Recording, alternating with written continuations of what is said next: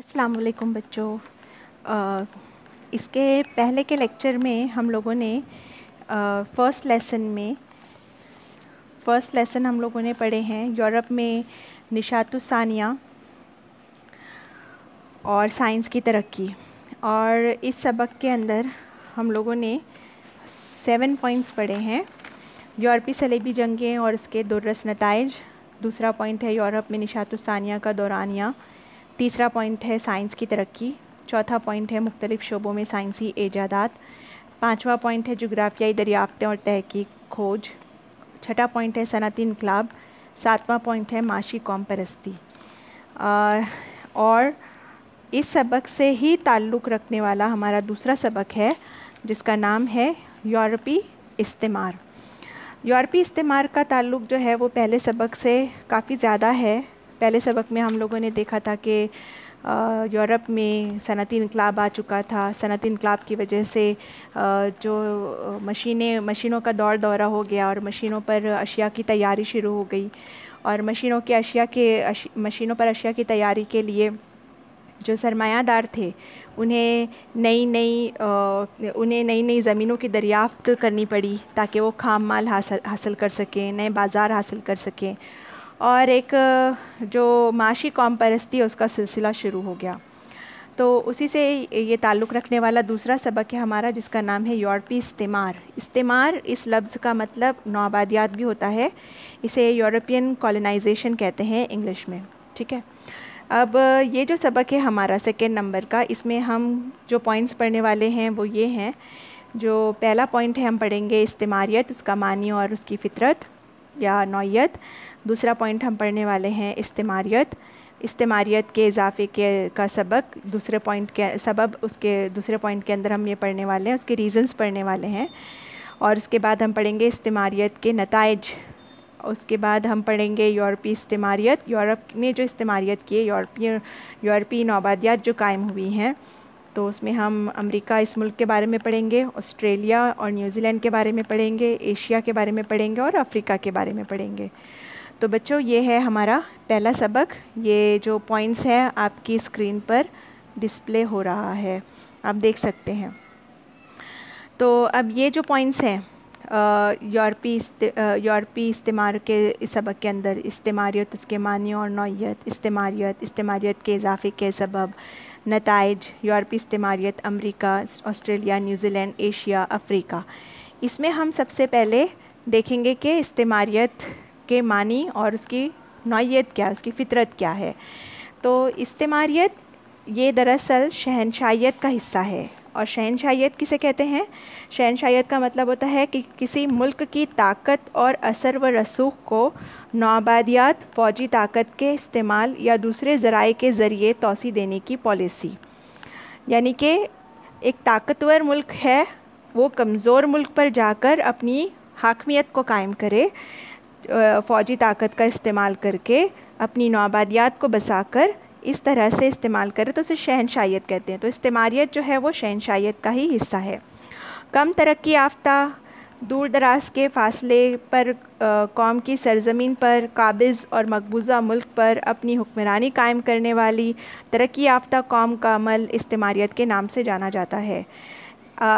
एक ताकतवर मुल्क है, उन्हें कमज़ोर ममालिक की तलाश है, कमज़ोर ममालिक उन्हें दूर दराज के इलाकों में मिल जाते हैं, वहाँ पर जाकर अपनी हुक्मरानी को कायम करना, और ये जो अमल है इसी को इस्तेमारियत कहते हैं। जैसे कि इंग्लिस्तान, फ़्रांस, पुर्तगाल, स्पेन, ये हमारी दुनिया है। इस दुनिया में ये इंग्लिस्तान यहाँ पर आपको नज़र आएगा, ये इंग्लिस्तान है। उसके बाद ये है फ़्रांस, ये है स्पेन और यहाँ पर है पुर्तगाल। तो ये वो ममालिक थे, ये सब ताकतवर ममालिक में शामिल थे, ये सब ताकतवर ममालिक माने जाते थे। तो अब ये जो ताकतवर ममालिक, ये सारे जो थे इंग्लिस्तान, फ़्रांस, पुर्तगाल, स्पेन जैसे ममालिक ने एशिया और अफ्रीका में रफ्ता रफ्ता कौमों पर अपना कब्ज़ा किया। ये यहाँ पर हम देखेंगे, ये एशिया का नक्शा आपको नज़र आ रहा है। तो यहाँ पर ये एशिया पर और अफ्रीका में افریقہ کا نقشہ، یہ افریقہ ہے، افریقہ پر یہ 2 بر اعظم تھے جہاں پر انہوں نے اپنی نوآبادیات کو قائم کیا. اب اور وہاں پر انہوں نے کالونیاں بسائیں. کالونیز، نوآبادیات، استعماریت، ان سب کے معنی ایک ہی ہیں، نوآبادیات قائم کرنا. ہندوستان انگلستان کی کالونیوں میں سے تھا. ہمارا ہندوستان جو ہے وہ اس پر انگریزوں کا قبضہ رہا ہے اور ہندوستان میں انگلستان کی حکومت رہ چکی ہے. تو ہندوستان جو ہے انگلستان کی کالونی تھا. استعمار کی ایک اہم خصوصیت یہ ہے کہ وہ کالونیوں سے لے کر خام مال کو اپنے ملک میں منتقل کرتے ہیں اور اپنی تیار شدہ مصنوعات کی فروغ کے لیے کالونیوں کو بازار کے طور پر استعمال کرتے ہیں. یہ جو طاقتور ممالک ہیں، کمزور ممالک پر قابض ہوتے ہیں تو وہاں سے وہ خام مال کو حاصل کرتے ہیں تاکہ اپنے ملک میں مشینوں پر زیادہ مقدار میں اچھی طرح سے وہ اشیاء کو تیار کریں اور وہ تیار شدہ اشیاء کو بیچنے کے لیے وہ پھر بازار چاہیے ہوتے انہیں، تو وہ بازار بھی انہیں انہی کالونیوں میں دستیاب ہوتے ہیں. استعمار بے شک سیاسی اور اس کے نتائج کیا ہوتے ہیں، ایسا کرنے کے نتائج کیا ہوتے ہیں؟ تو استعمار بے شک سیاسی اور معاشی غلامی کو جنم دیتا ہے. تو سیاسی غلام بن جاتے ہیں اور معاشی غلام بن جاتے ہیں. اور لیکن اس سے بھی زیادہ جو اہم چیز ہے وہ یہ کہ نفسیاتی غلامی بھی جنم لیتی ہے. یعنی جو یہ استعمار کا عمل ہوتا ہے، طاقتور اقوام کمزور اقوام پر جب اپنا قبضہ قائم کرتی ہیں تو اس کے نتیجے میں سیاسی اور معاشی اور نفسیاتی غلامی جنم لیتی ہے. نو آبادیاتی نظام کے ممالک کے نسلی رویے اور مقامی لوگوں کو جو احساس کمتری دیا جاتا ہے تو اس کی وجہ سے یہ نفسیاتی غلامی بھی آ جاتی ہے. وہ اپنی جو کمزور ممالک ہیں وہ یہ سمجھنے لگتے ہیں کہ ان کی اپنی ثقافت، ان کی تاریخ کے لیے وہ ایک مجرمانہ نظروں سے نظریہ رکھنا شروع کر دیتے ہیں. انہیں ایسا لگتا ہے کہ ان کی ثقافت کمزور ہے، ان کی تاریخ کمزور ہے، وہ اپنے آپ کو نااہل محسوس کرنے لگ جاتے ہیں. اسی لیے کہا گیا تھا کہ برطانیہ ایک ایسا ملک ہے جہاں پر سورج کبھی غروب نہیں ہوتا. یہ جو آپ کو نشان نظر آ رہا ہے برطانیہ، ایسا کہا جاتا ہے کہ یہاں پر سورج کبھی غروب نہیں ہوتا. تو اس کا کیا مطلب ہے کہ کیا سورج یہاں پر کبھی غروب نہیں ہوتا ہوگا؟ نہیں، اس کا مطلب یہ ہوتا ہے کہ جو برطانوی حکومت ہے، برطانوی کالونیاں ہیں، یہ انہوں نے دنیا کے تقریباً تمام بر اعظموں پر اپنی حکومت کو قائم کیا ہے. ہم بر اعظم کہہ رہے ہیں، ایشیا، افریقہ، امریکہ، آسٹریلیا، یہ سارے بر اعظموں پر ان کا قبضہ رہا ہے. جیسے یہاں پر دیکھیے نقشے میں آپ کو نظر آ رہا ہے، یہ دنیا کا نقشہ ہے، اس میں یہ ایشیا، یہ افریقہ، یہ شمالی امریکہ، جنوبی امریکہ، آسٹریلیا، یہ ساری جگہوں پر. یہاں آپ کو چھوٹا سا نظر آ رہا ہے، یہ انگلینڈ ہے. تو یہ انگلینڈ نے، برطانیہ نے ان سارے بر اعظموں پر اپنی نوآبادیات قائم کی ہیں. اب ہم دیکھیں گے استعماریت کا مطلب اور اس کی نوعیت، اس کی فطرت دیکھیں گے. جیسے میننگ اینڈ نیچر کہا جاتا ہے انگلش میں، کالونیلزم، میننگ اینڈ نیچر. یورپی مختلف ارادوں کے ساتھ، مختلف نیتوں کے ساتھ پوری دنیا میں پہنچ گئے. ان کے مقاصد مختلف تھے. کیا مقاصد تھے؟ جیسے ان کے سب سے پہلے تو مہم جوئی کی خواہش تھی. وہ مختلف قسم کے مقامات کی پر سمندری سفر کرنا چاہتے تھے. نام کمانے کی جستجو تھی. وہ اپنا نام کمانا چاہتے تھے، پوری دنیا میں مشہور ہونا چاہتے تھے یورپی ممالک. نامعلوم زمینوں کی دریافت کرنا تھی. سونے کی کانوں کی تلاش کرنا تھی. مذہب کی، عیسائی مذہب کی اشاعت کرنا تھا. خام مال حاصل کرنا تھا. بازار قائم کرنے تھے. حکومت قائم کرنی تھی. یہ سارے مقاصد کے تحت طاقتور یورپی ممالک نے جو کمزور ممالک تھے وہاں پر اپنی نوآبادیات قائم کی. یورپی ممالک کے درمیان یہ مقاصد کے تحت ایک مقابلہ آرائی شروع ہو گئی. مقابلے پہ آ گئے یہ سارے. اب اس کے بعد یورپ والے جہاں بھی گئے انہوں نے اپنی کالونیاں قائم کر لی. یہ بھی ہم نے آپ کو بتایا کہ یورپ والے جہاں بھی گئے تو انہوں نے اپنی کالونیاں قائم کی. ان میں معاشی، سماجی اور سیاسی بالادستی حاصل کرنے کا ایک مقابلہ ہو گیا. مقابلہ شروع ہو گیا. یورپ کے اندر بہت سارے ممالک آتے ہیں, جیسے ابھی ہم نے آپ کو بتایا یہاں پر یہ جو نقشہ آپ دیکھ رہے ہیں یہ یورپ کا نقشہ ہے. یورپ کے نقشے کے اندر بہت سارے ممالک ہیں, جیسے یہ فرانس ہے, اسپین ہے, اس کے علاوہ پورتگل ہے, یہاں پر جرمنی ہے, بیلجیم ہے, اٹالی ہے. یہ سارے جو یہ پورا علاقہ جو ہے جو آپ کے اسکرین پر نظر آ رہا ہے یہ پورا یورپ کہلاتا ہے. تو یہ یورپ کے جو ممالک تھے ان کے درمیان آپس میں ہی مقابلہ آرائی شروع ہو گئی. ہر کوئی معاشی, سماجی اور سیاسی بالادستی چاہتا تھا. انتہائی قوم پرستی, نسلی برتری کا احساس, صنعت کاری, جارحانہ نقطہ نظر وغیرہ کچھ ایسے عوامل تھے جو استعماریت کو فروغ دے رہے تھے, استعماریت کو بڑھاوا دے رہے تھے. یہ طاقتور جو یورپی ممالک تھے ان کے اندر قوم پرستی پائی جاتی تھی, نسل پرستی پائی جاتی تھی, صنعت کاری کو وہ جارحانہ طریقے سے قائم کرنا چاہتے تھے. تو ان ساری باتوں کی وجہ سے یہ کمزور ممالک میں انہوں نے استعماریت کو بڑھاوا دیا. یورپ والے امریکہ, آسٹریلیا, نیوزی لینڈ بھی گئے. انہیں ان خطوں کی آب و ہوا ان کے لیے سازگار ثابت ہوئی, تاہم ان کے لیے ایشیا کی آب و ہوا کے مطابق ڈھالنا آسان نہ تھا. یورپ والوں کے لیے جو ایشیا کی آب و ہوا تھی وہ زیادہ موافق نہیں تھی. موسمی حالات موافق یا ناموافق ہونے کے باوجود یورپی باشندوں نے اپنی اپنی زمینوں میں دیسی لوگوں کو بے گھر کر دیا. یعنی کہ ایشیا کے جو ممالک تھے, جیسے کہ ایشیا میں ہندوستان کا شمار ہوتا ہے, پاکستان کا شمار ہوتا ہے, افغانستان, ایران کا شمار ہوتا ہے, تو یہاں کے جو علاقے تھے تو یہ یورپی اقوام کے لیے موسمی حالات ان کے لیے موافق نہیں تھے. یورپ کی جو کنڈیشن ہے وہ وہاں پر سردی بہت ہوتی ہے. یہ جو ممالک ہے یہاں پر گرمی پائی جاتی ہے, کچھ علاقوں میں زیادہ گرمی ہوتی ہے جیسے ہندوستان ہے, پاکستان ہے.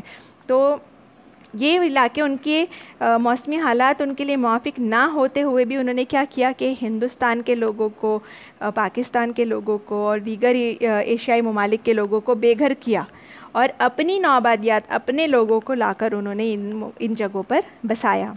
انگریزوں, ڈچ, پرتگالی اور فرانسیسی تمام دیسی لوگوں کی ڈی مورلائزنگ کے لیے کئی طریقے وضع کیے گئے. ڈی مورلائزنگ کا مطلب ہوتا ہے کہ کسی کو نا امید کرنے کا یا اسے اعتماد سے محروم کرنے کا سبب بنتا ہے, بدظن کیا جاتا تھا انہیں. تو انگریزوں, ڈچ, پرتگالی اور فرانسیسی یہ جو یورپی اقوام تھی انہوں نے تمام دیسی جو دیسی لوگ تھے, جو یہاں کے رہنے والے تھے, جو سٹیزنز تھے, تو ان کے اندر یہ جذبے کو انہوں نے بیدار کیا, جس کی وجہ سے وہ اپنے آپ کو نااہل تصور کرنے لگ گئے, جس کی وجہ سے وہ احساس کمتری کا شکار ہو گئے. یورپی باشندوں کو اپنے جو اضافی سامان کی فروخت کے لیے نئے بازاروں پر قبضہ کرنے کی ضرورت پڑی. وہ نئے بازار چاہتے تھے کہ جہاں پہ وہ ان کے پاس جو اضافی اشیاء مشینوں پر تیار ہوئی تھی انہیں فروخت کرنے کے لیے, جو بڑے پیمانوں پر پیداوار کے نتیجے میں تیزی سے جمع ہو رہی تھی. ہم نے آپ کو بتایا 18ویں صدی میں جو ہے انگلستان میں یورپی انقلاب, یہ صنعتی انقلاب آ چکا تھا. تو صنعتی انقلاب کی وجہ سے مشینوں پر بڑے پیمانے پر اشیاء تیار ہو رہی تھیں, زیادہ تعداد میں اشیاء تیار ہو رہی تھیں. ان اشیاء کو فروخت کرنے کی بھی ضرورت تھی, وہ پورا تو اپنے پاس اس کا ذخیرہ کر کے نہیں رکھ سکتے تھے, تو اس لیے انہیں نئے بازار کی ضرورت پڑی. اس کے علاوہ انہیں اضافی ذرائع کی بھی ضرورت تھی, یعنی انہیں نئی اشیاء تیار کرنے کے لیے اضافی تعداد میں اشیاء تیار کرنے کے لیے خام مال چاہیے تھا. 19ویں صدی کے نصف آخر میں انگلستان نے صنعتی انقلاب کے نتیجے میں نہایت پھلتی پھولتی تجارت تعمیر کی تھی.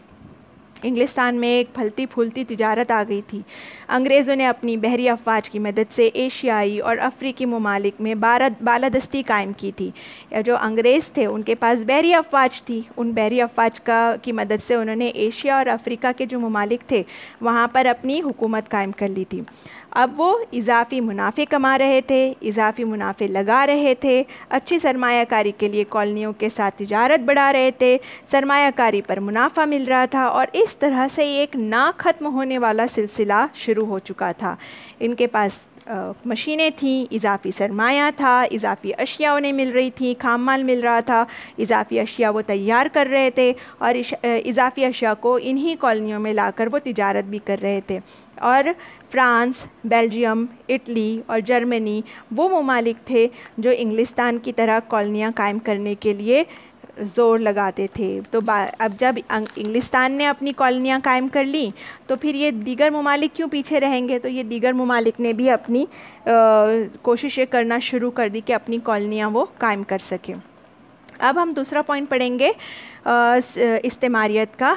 اس پوائنٹ میں ہم یہ دیکھیں گے کہ یہ جو استعماریت ہوئی ہے تو یہ استعماریت کے عروج کے اسباب کیا تھے، یہ کیسے پھلی پھولی. تو اس کے causes of the rise of colonialism یہاں پہ دیے ہوئے ہیں.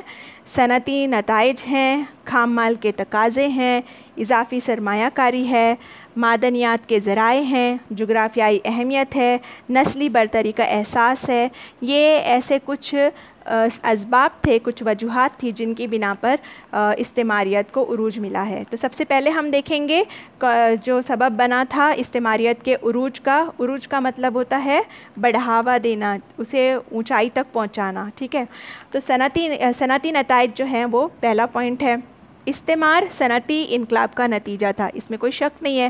صنعتی انقلاب کی وجہ سے ہی کالونیاں قائم ہونا شروع ہوئی. تو استعمار صنعتی انقلاب کا نتیجہ تھا. نئی مشینوں کی وجہ سے پیداوار میں بے حد اضافہ ہوا، تاہم پیداوار کی اضافی شرح کے مقابلے میں مقامی کھپت کی شرح بہت کم تھی. لہٰذا یورپی باشندوں کی فوری ضرورت یہ تھی کہ وہ اپنی مصنوعات فروخت کرنے کے لیے نئے نئے بازار تلاش کریں.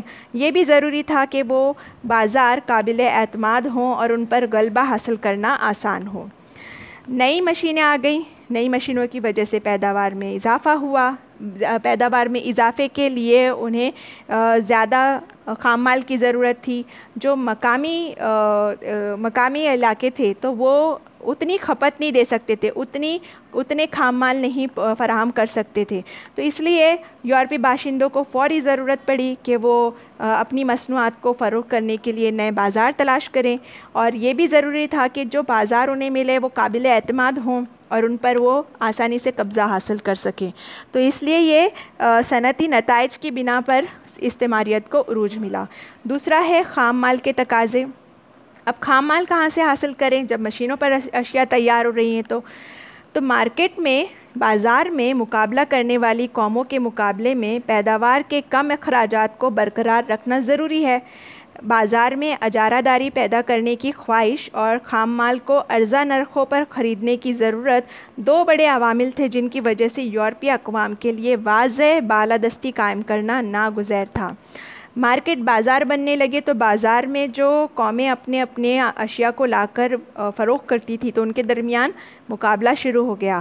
اب کیا ہوتا ہے کہ جب کوئی سرمایہ داری کرتا ہے تو وہ چاہتا ہے کہ وہ کم سے کم انویسٹمنٹ کرے، کم سے کم سرمایہ لگائے، کم سے کم اسے کھپت کرنی پڑے اور اس کے جو منافع ہیں وہ زیادہ سے زیادہ ہو. تو پیداوار کے جو اخراجات تھے، جو خرچ تھے، تو اس کو کم کرنا ضروری تھا. مارکیٹ میں ہر کوئی اپنا اختیار چاہتا تھا، اپنی اجارہ داری قائم کرنا چاہتا تھا، اپنا غلبہ قائم کرنا چاہتا تھا اور وہ چاہتے تھے کہ خام مال کو کم سستی قیمتوں پر خریدیں اور بڑے پیمانے پر اپنی اجارہ داری کو قائم کریں. یہ ان کے دو خاص مقاصد تھے: بازار پر قبضہ، ان کی اجارہ داری، اور خام مال کو سستی قیمتوں پر خریدیں. یہ دو بڑے ان کے عوامل تھے جن کی وجہ سے یورپی اقوام کے لیے واضح بالادستی قائم کرنا ناگزیر تھا. اور انہیں یہ چیزیں کہاں سے ملیں گی کہ ان کی اشیاء بھی فروخت ہو جائیں اور کم قیمت پر انہیں خام مال بھی مل جائے؟ تو یہ کمزور ممالک جو تھے، ایشیا وغیرہ، تو یہاں پر انہیں یہ دونوں بھی چیزیں دستیاب ہو گئی جس کی وجہ سے کالونیلزم میں استعماریت میں اضافہ ہوا. اضافی سرمایہ کاری یہ تیسری وجہ بنی، تیسرا سبب بنا استعماریت کے عروج کا. صنعتی انقلاب نے یورپی سرمایہ داروں کی دولت میں اضافہ کیا جو پہلے ہی امیر تھے. انہوں نے اپنی اضافی فنڈ کی سرمایہ کاری کے لیے محفوظ مارکیٹوں کی تلاش شروع کر دی اور کم ترقی یافتہ ممالک میں منڈیاں اسی نقطہ نظر سے کافی محفوظ تھیں. اس طرح جو اضافی سرمایہ کی دستیابی سے استعماریت کے عروج کو سہولت ملی. صنعتی انقلاب کی وجہ سے سرمایہ دار کی دولت میں بہت اضافہ ہو گیا، اور یہ سرمایہ دار تو پہلے سے ہی امیر تھے. انہوں نے کیا کیا، ان کے پاس جو زائد سرمایہ جمع ہو گیا تو اس کے لیے انہوں نے اور زیادہ پیسہ لگانے کے لیے نئے بازار تلاش کرنا شروع کر دیے. اور کم ترقی یافتہ ممالک میں انہیں منڈیاں بھی مل گئی، اور اس کے علاوہ انہیں پتہ تھا کہ یہ منڈیاں یہاں پر محفوظ ہیں. تو اس طرح اضافی سرمایہ کی دستیابی جب ہوئی، یعنی اضافی سرمایہ جب لوگوں کو ملنے لگا، تو اس کی وجہ سے بھی استعماریت میں عروج حاصل ہوا. اس کے بعد اگلا پوائنٹ ہے معدنیات کے ذرائع. معدنیات کے ذرائع یہ بھی ایک سبب بنا استعماریت کو عروج دینے کا. ایشیا اور افریقہ کے ممالک میں سونے، ہیرے، چاندی اور کوئلہ وغیرہ جیسے معدنیات کے امیر ذرائع تھے. یہاں پہ مختلف کانیں پائی جاتی تھی، سونے کی، ہیرے، چاندی اور کوئلہ وغیرہ کی. اس سے یورپی تاجروں کو ایشیا اور افریقہ کے مختلف خطوں کی طرف راغب کیا. یہ جو معدنیات تھی یہ بڑے پیمانے پر یہاں پر دستیاب تھی، تو اس کی وجہ سے بھی یورپی جو تاجر تھے وہ ایشیا اور افریقہ کی طرف راغب ہوئے، جس کی وجہ سے استعماریت میں اضافہ ہوا. اس کے بعد جو اگلا پوائنٹ ہے وہ ہے جغرافیائی اہمیت. یہ بھی ایک ریزن بنا، یہ ایک وجہ بنی جس کی وجہ سے استعماریت میں اضافہ ہوا. یورپی اقوام نے محسوس کیا تھا کہ ایشیا اور افریقہ میں کچھ خطوں کے جغرافیائی مقام تجارت کے لیے فائدہ مند ہیں، اور Malta, Gibraltar, Aden, Singapore, Andaman, Nicobar کچھ ایسے ہی خطے تھے جہاں انگریزوں نے اپنی پکڑ قائم کی. لیبر یعنی کہ مزدور کی دستیابی. یورپی تاجروں کو بہت سستے داموں پر بڑی تعداد میں مزدوروں کی ضرورت تھی، تو کالونیوں نے اس ضرورت کو پورا کیا. بعد میں اس نے غلام تجارت میں تیزی سے حصہ لیا. یورپی اقوام نے کیا محسوس کیا کہ ایشیا اور افریقہ کے کچھ ایسے خطے ہیں جو جغرافیائی لحاظ سے تجارت کے لیے بہت فائدہ مند ہیں. تو Malta, Gibraltar, Aden, Singapore, Andaman, Nicobar ایسے خطے تھے جہاں پر انگریزوں نے اپنے قدم جما لیے. یہاں سے انہیں سستے داموں میں مزدور مل جایا کرتے تھے، اور یہ سستے داموں سے مراد انہیں سستی شرح پر، یعنی انہیں کم اجرت میں بھی وہ مزدور مل جایا کرتے تھے. بعد میں اس کی وجہ سے کیا ہوا کہ غلاموں کی تجارت شروع ہو گئی، یعنی وہاں سے غلاموں کو وہ پکڑتے تھے اور لے جا کر پھر یورپ میں بیچا کرتے تھے، یورپ کی منڈیوں میں بیچا کرتے تھے. سستے مزدور اس طرح سے انہیں مل جایا کرتے تھے. اس کے بعد نسلی برتری کا احساس، یہ بھی ایک وجہ بنی جس کی وجہ سے استعماریت میں اضافہ ہوا. یورپی نوآبادیاتی نظام ایشیا اور افریقہ میں عوام کو تہذیب سکھانے کے لیے ذمہ دار ہونے کا دعویٰ کرنے لگا. یہ جو یورپی نوآبادیات تھی ان کے خیال میں ایشیا اور افریقہ کے پاس کوئی سویلائزیشن نہیں تھی، کوئی تہذیب نہیں تھی، تو انہیں تہذیب سکھانے کے لیے، ان کو نئی ثقافت دینے کے لیے انہوں نے ذمہ داری اٹھائی ہے. یہ ان کا دعویٰ تھا، انہوں نے یہ دعویٰ کیا ہوا تھا. اس کے علاوہ یورپیوں کے اس فرض کردہ کردار کے نتیجے میں بہت سے ایشیائی اور افریقی لوگوں نے عیسائیت کو اپنا لیا تھا. ہم نے آپ کو شروعات میں ہی بتایا تھا کہ جو یہ استعماریت ہے اس کو قائم کرنے کا ایک اور ریزن یہ بھی تھا، ایک وجہ یہ بھی تھی کہ یہ عیسائیت کی تبلیغ کرنا چاہتے تھے. تو یہ عیسائیت کو فروغ دینے کے لیے بھی ان ممالک میں جا کر قائم ہوئے. اس سے استعماریت کی افزائش میں اور بھی انہیں مدد ملی، اسی وجہ سے انہیں عروج حاصل ہوا. تو یہ اگر آپ کو بورڈ ایگزام میں سوال آتا ہے کہ استعماریت کے عروج کے اسباب لکھیے، تو آپ نے یہ 6 اسباب لکھنے ہیں: صنعتی نتائج، خام مال کے تقاضے، اضافی سرمایہ کاری، معدنیات کے ذرائع، جغرافیائی اہمیت اور نسلی برتری کا احساس. اب ہم نیکسٹ پوائنٹ پڑھیں گے کہ استعماریت کے نتائج کیا ہیں، استعماریت کے کانسیکوینسز کیا ہوئے. ایشیا اور افریقہ میں لوگ یورپی باشندوں کی طرح معاشی استحصال کے شکار ہو گئے. کالونیوں میں لوگ اپنی آزادی کھو چکے، اس کے معاشی استحصال نے انہیں غربت میں ڈھکیل دیا. ایشیا اور افریقہ کے لوگ جو تھے، یہ یہاں پر یورپی باشندوں نے آ کر ایشیا اور افریقہ کے لوگوں کا معاشی استحصال کیا اور یہ لوگ جو تھے، یہاں کے رہنے والے ایشیا اور افریقہ کے لوگ، یہ اپنی آزادی کھو چکے تھے، اور ان کی اس معاشی استحصال نے انہیں اور غریب بنا دیا. اس کے ساتھ ساتھ ہم کچھ ایسی تعمیری چیزیں بھی نوٹ کر سکتے ہیں جو نوآبادیاتی دور میں ہوئی ہیں. جہاں پر نوآبادیات کے قائم ہونے سے کہیں منفی اثرات ہوئے تو وہیں کہیں پر مثبت اثرات بھی ہوئے ہیں, پازیٹیو اور نیگیٹو دونوں اثرات ہوئے ہیں, نتائج حاصل ہوئے ہیں. سیاسی, سماجی, معاشی اور تعلیمی شعبوں میں ایک نیا شعور ابھرا. یہ جو طاقتور اقوام تھی یہ تعلیم یافتہ تھیں, ان کے پاس معاشیت بہت مضبوط تھی, تو اس کا اثر کمزور ممالک پر ہوا. عام لوگ جمہوری نظام اور اس کی وراثتی جدید اقدار جیسے آزادی, مساوات اور اخوت کے بارے میں شعور رکھتے تھے. یہ جو یورپی اقوام ہے, اگر آپ ان کا جائزہ لیں تو پتہ چلتا ہے کہ یہ کچھ بنیادی فلسفوں پر بہت گہرا یقین رکھتے ہیں, جیسے آزادی ہے, مساوات ہے, اخوت ہے, جمہوریت ہے. تو انہوں نے یہی چیزوں کو یہاں پر بھی افریقہ میں اور ایشیا میں بھی متعارف کروایا. وہ ایک ایسا بنیادی قانونی نظام, عدالتی نظام, سب کو تعلیم کی دستیابی کی بنیاد پر انتظامیہ جیسے اصولوں سے انہوں نے متعارف کروایا. وہ چاہتے تھے کہ جو افریقہ ہے, ایشیا ہے, یہاں پر ایک قانونی نظام آ جائے, عدالتی نظام آ جائے. اس کے علاوہ تعلیم کی دستیابی ہو, اس کے لیے انہوں نے اسکولز قائم کیے, کالجز قائم کیے, اور ایسے ہی انتظامیہ کے اصول انہوں نے یہاں پر متعارف کروائے. لوگ ان کے مسائل کے حل کی ذمہ داری کو کندھا دینے کی ضرورت سے واقف ہو گئے, جو بالآخر بہت سی کالونیوں میں آزادی کی تحریکوں کا باعث بھی بنی. لوگ جو تھے جب یہاں پر استعماریت قائم ہو گئی ایشیا میں, افریقہ میں, تو یہاں کے لوگوں کو جہاں پر منفی اثرات دیکھنے کو ملے وہیں مثبت اثرات بھی دیکھنے کو ملے, اور انہوں نے اپنے مسائل کا حل بھی انہی سے تلاش کیا.